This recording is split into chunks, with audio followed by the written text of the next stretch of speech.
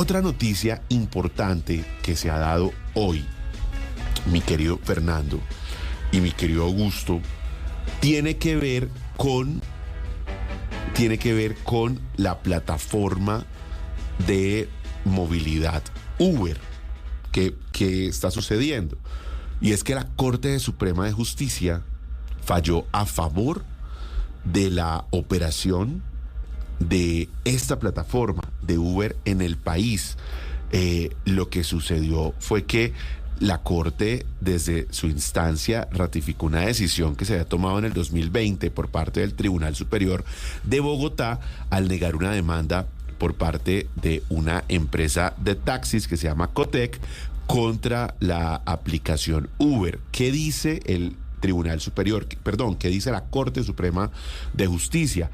Que no solo se trata de nuevos actores que compiten mediante técnicas disruptivas, la primera vez que yo escucho que desde la justicia se reivindica la innovación de la economía colaborativa con empresas tradicionales, sino que también hay competencia entre plataformas que acuden a otros modelos de negocio. Esto es un precedente para la economía colaborativa y lo que deja entrever es que las altas cortes empiezan a conectarse cada vez más con lo que está pasando en esta cuarta revolución industrial. Es muy importante la decisión que acaba de tomar la Corte Suprema de Justicia.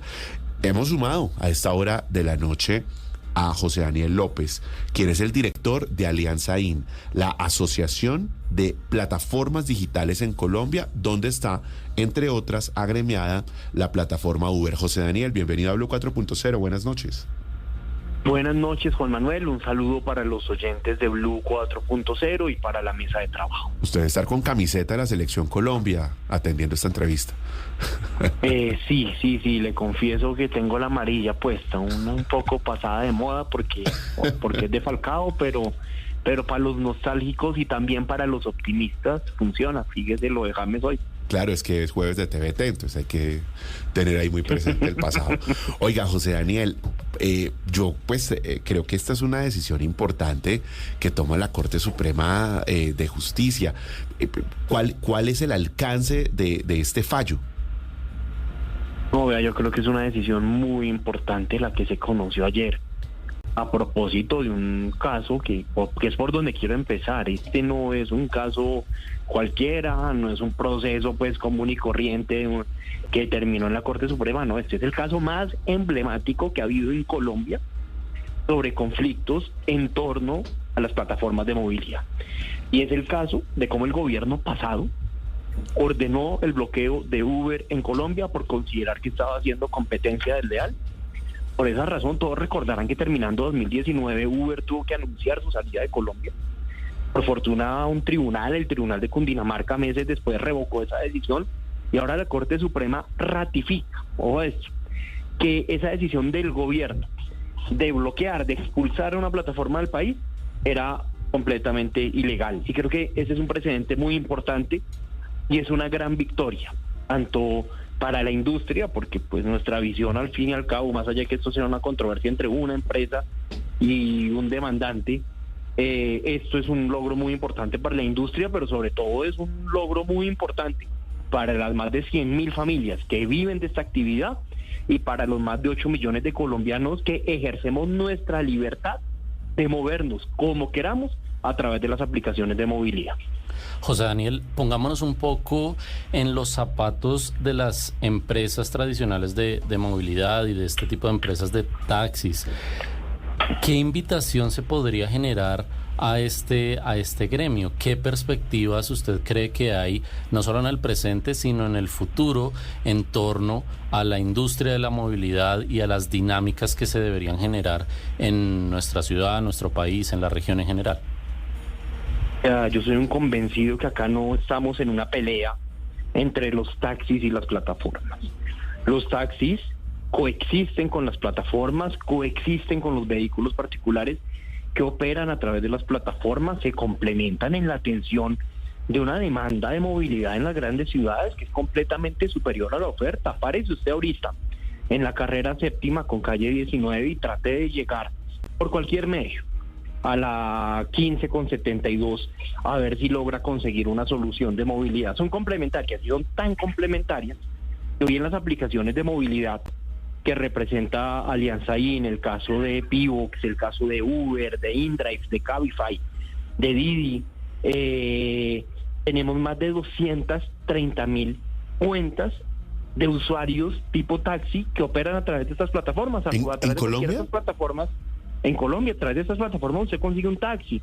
El cuentico de la pelea entre la plataforma y los taxistas se acabó. Yo creo que acá el llamado, claro, y ojalá la Corte nos anime a eso, es al diálogo desprevenido, al diálogo poniendo a los usuarios en el centro de la discusión y al diálogo también liderado por el gobierno, porque vea, este es un tema complejo, es un tema fregado de sacar adelante en el Congreso, y solamente con un gobierno decidido que abandere esa necesaria regulación seguramente se va a tener éxito. Ojalá esto sirva como cimbronazo para entender que acá no estamos entre dos sectores o dos industrias condenadas a una pelea eterna, sino que acá de hecho ya bastante coexistimos y bastante nos complementamos. En este momento, ¿qué va a pasar con la digamos, con este fallo? O sea, la plataforma tiene la estabilidad jurídica, y no solo eso, sino las plataformas de movilidad para continuar su operación.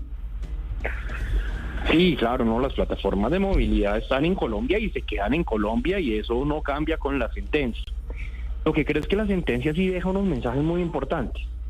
El grueso de la sentencia es sobre un tema que es de abogados. Hay ahí por ahí un hilo muy interesante de un profesor de la universidad no recuerdo si externado Rosario, creo que Rosario, que es Daniel Monroy, diciendo que el caso central es sobre los términos de prescripción de la acción administrativa, que es un tema de abogados y es un tema que no está en el fondo de la discusión. Y eso es parte de la sentencia. Pero hay unos apartados de la sentencia de la Corte Suprema de Justicia. Ojo, es que esta es la Corte Suprema, esto no fue un tribunal, esto no fue un juez municipal. No, la Corte Suprema diciendo, por ejemplo, que el acceso al desarrollo tecnológico y el acceso al desarrollo científico es un derecho humano, y que la regulación, por el hecho de quedarse atrasada, no puede condenarnos a los ciudadanos a poder aprovechar de ese desarrollo tecnológico y de ese desarrollo científico. Dice también la sentencia, de manera muy clara, que los jueces, a la hora de tomar decisiones sobre situaciones que ocurran con este tipo de plataforma, deben considerar que hay un rezago en la regulación y no pueden terminar decidiendo como si estuviéramos en 1990, digo yo, cuando estamos en el año 2023. Dice también esta sentencia algo muy importante, y es que reconoce estas plataformas como modelos de economía colaborativa, no como empresas de transporte tradicional. ¿Cuál es la diferencia? Porque esto suena técnico, pero es que esto tiene un fondo enorme. Es que una plataforma de economía colaborativa es cualquiera de estas plataformas, por ejemplo, en donde entran usuarios que necesitan un servicio, ciudadanos, y se encuentran con otros ciudadanos que libremente ofrecen esos servicios. Y lo que hace la plataforma no es prestar los servicios, es simplemente prestar un espacio tecnológico en donde interactúan la oferta y la demanda. Es un punto de encuentro digital. En cambio, una empresa tradicional de transporte pues es dueña de unos vehículos, es la que contrata a los conductores, es la que se rige por un régimen mucho más, digamos, válido, pero mucho más del siglo XX, mucho más de otra realidad económica. Y la Corte Suprema de Justicia está diciendo, ojo, esos señores no son empresas de transporte, esos señores son otra cosa que se llama plataforma de economía colaborativa, en donde intermedian oferta y demanda. Entonces, yo creo que los cambios siempre se construyen gradualmente y de a poquitos. Esta sentencia no cierra la discusión sigue abierta, pero creo que sí marca unos precedentes muy importantes para que las autoridades, muchas de ellas, dejen de equivocarse en la interpretación legal de lo que significan las plataformas de movilidad, y que a los ciudadanos les quede muy claro que así como muchos otros temas que de golpe en algún momento el gobierno o el Congreso no quisieron resolver y lo terminaron haciendo las Cortes, pues que acá también ya está habiendo una movida por parte de las altas cortes, de la Corte Suprema en este caso, de reconocer una realidad que tiene pues un trasfondo de desarrollo tecnológico muy importante. Así es, José Daniel, y definitivamente no puede calificarse el uso de las tecnologías de información y comunicación como algo desleal. Es decir, la tecnología es imparable y bueno, ahí hay que ver más cómo hacer para avanzar en los contextos que estamos. Y justamente me surge esa duda. ¿Cómo está Colombia con respecto a la región en esos temas? No solamente a nivel regulatorio, sino a nivel tecnológico. ¿Cómo le está apuntando Colombia a todos estos servicios de economía colaborativa y en qué posición está con respecto a los demás países de la región? No, vea, Colombia tiene, digamos, buenos índices de apropiación TIC, no solo en el tema de economía colaborativa, ustedes lo conocen, seguimos teniendo una dificultad muy grave en términos de conectividad, a propósito del tema que trataban ahora, y es que, digamos, hay un porcentaje importante de la población que sigue estando desconectado y por ende no participa de la economía digital. Pero, digamos, en las grandes ciudades, en ciudades pequeñas, intermedias, en algunas zonas rurales, pues hay plena cobertura, hay ciudadanía digital, y en ese sentido, digamos, eso desprende, eso deriva naturalmente en que se ofertan y se demandan este tipo de servicios. En donde sí estamos muy colgados es en regulación, y en regulación en particular de aplicaciones de movilidad, porque fíjese que México ya resolvió el problema con una regulación sombrilla que pone a cada estado, es un país federal, a decir cómo se dan específicos estos servicios.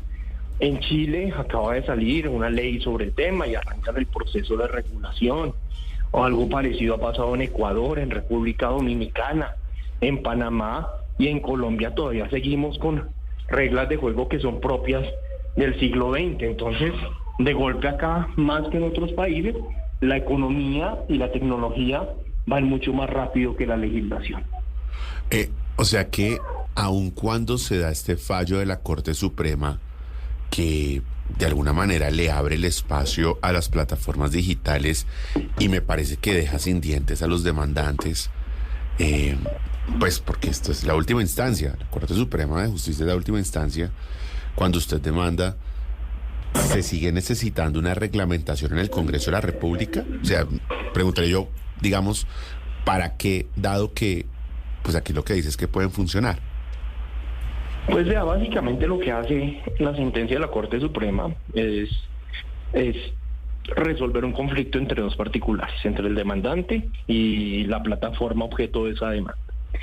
Y en el marco de ese, digamos, de la resolución de ese conflicto, deja unos elementos importantes que ya se convierten en antecedente jurisprudencial. Dice al menos tres cosas muy importantes. Primero, que estas son plataformas de economía colaborativa, no otra cosa. Segundo, que los jueces tienen que hacer una interpretación dinámica e inteligente de la ley para cuando las leyes no correspondan a realidades tecnológicas muy distintas y en donde haya un rezago. Y tercero, está diciendo que la tecnología no es un medio de competencia leal. Y eso es jurisprudencia. La jurisprudencia hace parte, digamos, ya del sistema normativo colombiano, no estas sentencias, las sentencias de las altas cortes en general. Usted ya tiene los tres elementos que gracias a esta sentencia quedan incorporados en el ordenamiento jurídico colombiano. Pero por supuesto queda un camino por recorrer. Hay que clasificar a qué modalidad de movilidad o de servicio o de transporte corresponden los servicios que se prestan a través de aplicaciones. Hay que entrar a definir cómo funcionan los registros, las pólizas, los seguros, cómo se equiparan de lado y lado cargas entre taxis o vehículos particulares que presten servicios de movilidad. ¿Cuáles son las garantías para los usuarios? ¿Cuáles son las garantías de las plataformas? Las garantías también que aseguran las plataformas. Y todos esos temas, pues naturalmente requieren una regulación mucho mayor. Y vuelvo y digo, ojalá en donde pueden tomar esas decisiones y tener el liderazgo político para ese tema se animen a hacerlo. Sí, de acuerdo. En todo caso, lo que queda aquí claro es que el Congreso de la República con esto tendrá que moverse, ¿no? ¿Usted cree que hay condiciones? ¿Usted cree que en la legislatura que estamos viviendo haya espacio para que se reviva una reglamentación? Porque proyecto no hay, ni siquiera radicado. No hay proyecto radicado. Todos sabemos que el ambiente en el Congreso es enredado, que hay el trámite de unas reformas pues que son muy complejas desde el punto de vista político. También, digamos, sabemos que el gobierno ha estado concentrado en otras prioridades. Yo no he visto que este tema esté, digamos, como en la parrilla de prioridades de este gobierno. También el trámite de proyectos de esta complejidad no es fácil si el gobierno no está detrás, pero vamos a ver esto cómo termina de avanzar. Yo me quedo con el vaso medio lleno y es que definitivamente esta es una sentencia que marca unos elementos de precedente jurisprudencial muy importantes para la industria, pero sobre todo para la gente que trabaja por este canal y para los ciudadanos que ejercemos nuestra libertad a través de tomar servicios de movilidad mediante plataformas. Un tema final, José Daniel. ¿Qué es lo que está en juego? Usted hablaba ahora de más de 200.000 personas, conductores. ¿Cuántos son? Según el último estudio de desarrollo, que es 2021, ya está un poquito rezagado, pero es la cifra oficial que tenemos, hay más de 100.000 familias que dependen de esta actividad. 100.000 familias pueden ser más o menos 100.000 conductores en toda Colombia de la plataforma Uber. No, esto es una cifra de industria a partir de una cuantificación que hizo PDVSA. De plataformas de movilidad. ¿Sabemos más o menos eso en qué ciudades? ¿Eso está en buena parte del país? Eso está muy repartido. Usted recordará, Juan Manuel, que al comienzo este era un fenómeno muy propio de Bogotá. Sí. Y de ciertas localidades de Bogotá. Hoy esta ciudad en todas sus localidades se mueve a través de aplicaciones de movilidad. Esto muy rápidamente se expandió a otras ciudades principales como Medellín, Cali, Bucaramanga, Barranquilla. En Cartagena. Pues la presencia de la operación de estas aplicaciones, digamos, es difícil pensar en una ciudad no solo capital, sino intermedia, de las que tienen poblaciones, digamos, significativas, en donde estas aplicaciones no estén operando y no estén, digamos, cada vez generando oportunidades para más conductores y para más personas que necesitan moverse por sus ciudades. ¿Y es más de personas que en sus tiempos libres realizan esta actividad o más de personas que están dedicadas tiempo completo? Hay de todo. Aquí ese estudio de desarrollo dice que el 44% de los trabajadores digitales no está haciendo lo que está haciendo porque le faltan oportunidades económicas. Entonces esto cumple una función de alguna manera de colchón ante el desempleo. El desvare. También es verdad, también es verdad. En ese aspecto, piense usted, por ejemplo, en personas de más de 50 años. Yo me muevo todo el día a través de aplicación. Yo no uso el carro particular, salvo los fines de semana. Y a mí, yo creo que, digamos, no es estadística, porque sería una estadística de mi vida cotidiana, pero una parte importante de esos viajes los hago con personas de más de 50 años.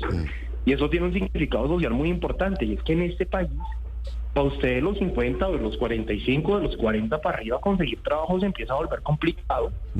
Y esta es una forma de generar ingresos con autonomía en tiempo por cuenta propia. Y claro, también hay proporciones muy importantes de conductores que hacen esto como actividad complementaria, estudiantes, madres, cabeza de familia que necesitan un trabajo flexible para poderlo sincronizar con los horarios del cuidado de los niños, personas con trabajos de tiempo completo convencionales que simplemente suben a un pasajero yendo de su casa al trabajo y del trabajo a su casa, plataformas nacionales muy distintas como By Community, que lo que hacen son servicios de carpooling, de carro compartido desde y hacia las universidades, así que acá hay una diversidad enorme, pero sin duda un significado de generación de ingresos y oportunidades sociales que tenemos que proteger y potenciar. Ok, tema final, ahí sobre eso mismo, José Daniel, ¿cuál es más o menos el ingreso promedio en un mes? ¿Cuánto se puede ganar una persona de estas 100.000 familias?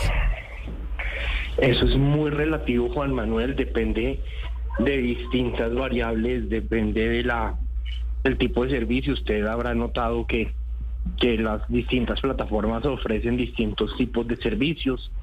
También depende, por supuesto, de la dedicación de tiempo, de qué tanto se especializan las personas en entender qué tipo de servicios, qué horarios, qué zonas les producen una mayor rentabilidad, pero en todo caso estamos hablando de, digamos, si suponemos dedicaciones horarias equivalentes a la jornada laboral, aunque esto no es jornada laboral, sin duda esto está bastante por encima del salario mínimo, de los 2 salarios mínimos, está bastante por encima de eso.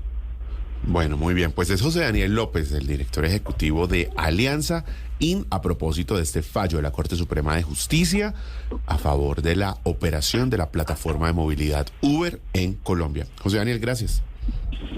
Muchas gracias, Juan Manuel, por la invitación. Un saludo a los oyentes y a la mesa de trabajo. Regresamos en minutos.